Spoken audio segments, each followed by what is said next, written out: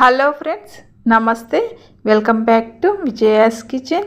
ఇవాల్టి మన వీడియో వచ్చేసి బ్రేక్ఫాస్ట్లను ఎప్పుడు ఒకేలా కాకుండా ఈ విధంగా చాలా కొత్తగా చేసి ఇవ్వండి. పిల్లలకు, ఇంట్లో వాళ్ళకు చాలా బాగా ఎంజాయ్ చేస్తారండి. అలాగే హెల్తీ కూడా చాలా బాగుంటాయి. దీన్ని బ్రేక్ఫాస్ట్ లాగా కాకుండా ఈవినింగ్ పిల్లలకు స్నాక్ లాగా కూడా చేసి ఇవ్వచ్చు. చాలా బాగుంటాయి.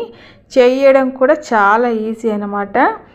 చేసి అప్పటికప్పుడు ఇలా చేసి మీ ఇంట్లో వాళ్ళకి సర్వ్ చేశారంటే ఎంతో ఇష్టంగా తింటారంటే చాలా బాగుంటాయి. ఇప్పుడు దీని ప్రిపరేషన్లోకి వెళ్తే ముందుగా ఇక్కడ నేను 2 కప్పుల వరకు గోధుమ పిండిని తీసుకున్నానండి. గోధుమ పిండిని తీసుకొని దీంట్లోకి సరిపడినంత సాల్ట్ను వేసుకోవాలి. వేసుకొని ఒక 2-3 టేబుల్ స్పూన్ల వరకు ఆయిల్ వేస్తున్నాను. వేసుకొని ఈ రెండు కూడా పిండిలో కలిసే విధంగా కలుపుకోవాలి. కలుపుకుంటూ కొద్దిగా వాటర్ పోసుకుంటూ చపాతీ పిండిలా కలుపుకోవాలండి.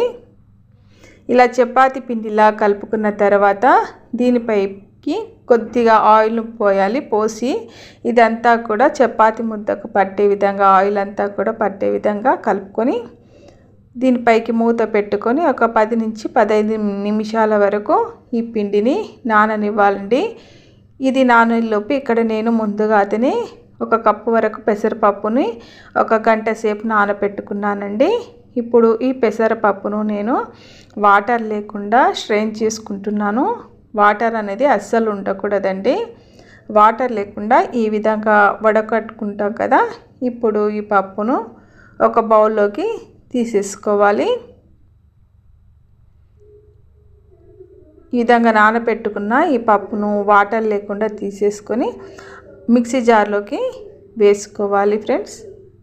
మిక్సీ జార్లోకి వేసుకొని ఇందులోకి ఒక ఆనియన్ని తీసుకొని కొద్దిగా పెద్ద ముక్కలుగా కట్ చేసి ఇందులోకి వేసుకుంటున్నాను. అలాగే పచ్చిమిర్చిని మీరు తీసుకున్న పప్పును బట్టి పచ్చిమిర్చి కారాన్ని బట్టి పచ్చిమిర్చిని వేసుకొని తర్వాత అల్లం ముక్కలు చిన్నగా ముక్కల్ని కట్ చేసి వేసుకున్నాను. అల్లాన్ని తర్వాత ఇందులోకి సరిపడినంత సాల్ట్ వేసుకోండి. మీ టేస్ట్కి తగ్గ సాల్ట్ అనేది వేసుకోవాలి. వేసుకున్న తర్వాత మూత పెట్టి దీన్ని మిక్సీ పట్టుకోవాలండి. మరీ మెత్తగా కాకుండా కచ్చాపచ్చాగా ఉండే విధంగా మిక్సీ పట్టుకోవాలండి. వాటర్ అనేది యాడ్ చేయకూడదు. మరీ మెత్తగా పేస్ట్లా కాకుండా కాస్త బరకగా ఉండే విధంగానే మిక్సీ పట్టుకొని దీన్ని ఇప్పుడు ఇందులోకి కొద్దిగా కొత్తిమీరని వేసుకుంటున్నానండి. మీరు కావాలంటే కరివేపాకును కూడా వేసుకోవచ్చు. వేసుకొని ఇదంతా కలుపుకోవాలి. ఇప్పుడు పెసరపప్పు మిశ్రమం అనేది రెడీ అయిపోయింది స్టఫింగ్ చేయడానికి. ఇక్కడ మనకు పిండి నానిందో లేదో చూస్తే పిండి అనేది చక్కగా నానిపోయింది కదా, సాఫ్ట్గా అయిపోయింది. ఇప్పుడు ఈ నానిన ఈ చపాతీ పిండిని మనము కొద్దిగా తీసుకొని రౌండ్గా బాల్లా చేసుకోవాలి. అన్ని చిన్న రౌండ్ బాల్స్లా చేసుకోవాలి ఫ్రెండ్స్. ఇది మనము నిమ్మకాయ జ్యూస్ని చేసుకుంటాం కదా, నిమ్మరసం తీసుకునే స్ట్రైనర్ని తీసుకొని దానికి ఆయిల్ అప్లై చేసుకోవాలి. అంటుకుపోకుండా ఉండడానికి ఆయిల్ని కాస్త అప్లై చేసుకొని మనము చిన్న ఉండాలుగా చేసి పెట్టుకున్నాం కదా చపాతీ బిళ్ళల్ని, వాటిని ఒక్కొక్కటి తీసుకొని దీని మధ్యలోకి పెట్టుకోవాలి. పెట్టుకొని ఈ విధంగా గట్టిగా కాస్త ప్రెస్ చేయాలి. గట్టిగా ఈ విధంగా ప్రెస్ చేస్తే మనకు అంటుకుపోకుండా వస్తుంది.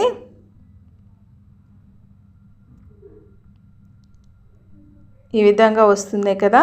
ఇప్పుడు మనము దీన్ని కాస్త చేతి వేలతో ఇలా అన్నామంటే కాస్త పెద్దగా వస్తాయి. ఇలా చేసి పెట్టుకోవాలి. ఇలా చేసి పెట్టుకున్న వీటిలోకి మనము కలిపెట్టుకున్న పెసరపప్పు మిశ్రమాన్ని ఇందులోకి స్టఫ్ చేసుకోవాలండి. ఈ విధంగా స్టఫ్ చేసుకోవాలి. పెసరపప్పు మిశ్రమం అనేది టేస్ట్ అనేది చాలా బాగుంటుంది ఫ్రెండ్స్. అలాగే హెల్తీ కూడా చాలా మంచిది.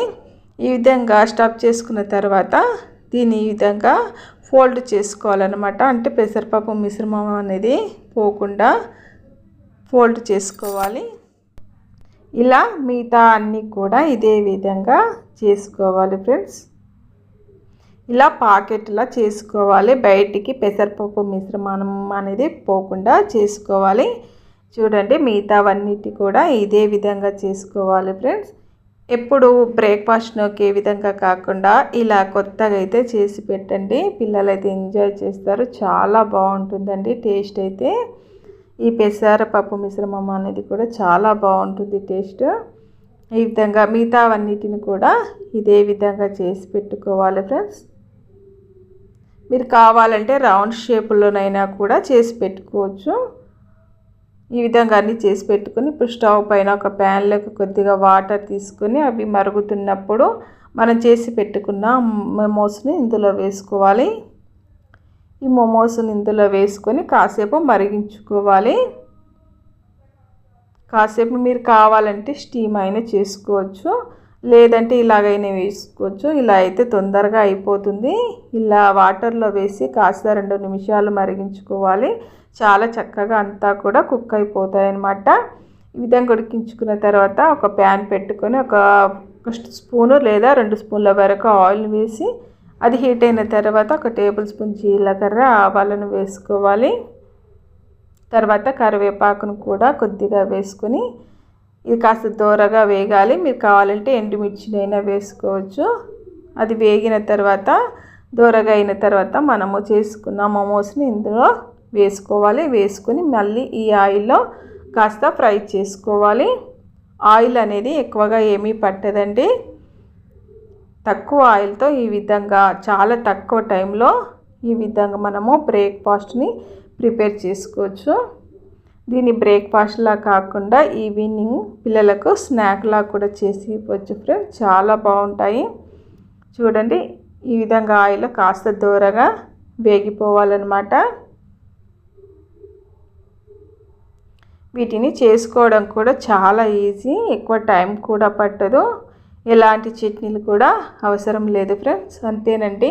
ఈ విధంగా కాస్త ఆయిల్లో ఫ్రై చేసుకున్న తర్వాత తీసేసుకుంటే వేడి వేడి మోమోస్ అనేది రెడీ అయిపోతాయి. ఎప్పుడు ఒకేలా కాకుండా ఇలా కొత్తగా చేసి ఇంట్లో వాళ్ళకు పెట్టండి. పిల్లలైతే మరి ఎంజాయ్ చేస్తారు. దీన్ని టమాటో సాస్తో తింటే చాలా బాగుంటుంది. చూడండి ఈ విధంగా చేసుకుంటే చాలా బాగుంటుంది ఫ్రెండ్స్. లోపట కూడా పెసరపప్పు మిశ్రమం అనేది చాలా చక్కగా ఉడికిపోయింది. చాలా బాగుంటాయి ఫ్రెండ్స్. మీకు కూడా ఈ వీడియో నచ్చినట్లయితే మరి మీరు కూడా తప్పకుండా ట్రై చేయండి ఫ్రెండ్స్. ట్రై చేసి ఎలా వచ్చిందో నాకు కామెంట్ చేయండి. మీ ఫ్రెండ్స్ అందరికీ, ఫ్యామిలీ మెంబర్స్ కూడా షేర్ చేయండి. ఈ వీడియో నచ్చితే మాత్రం లైక్ చేయడం మర్చిపోకండి ఫ్రెండ్స్. మరిన్ని మంచి మంచి వీడియోస్ కోసం నా ఛానల్ తప్పకుండా సబ్స్క్రైబ్ చేయండి ఫ్రెండ్స్. Thanks for watching.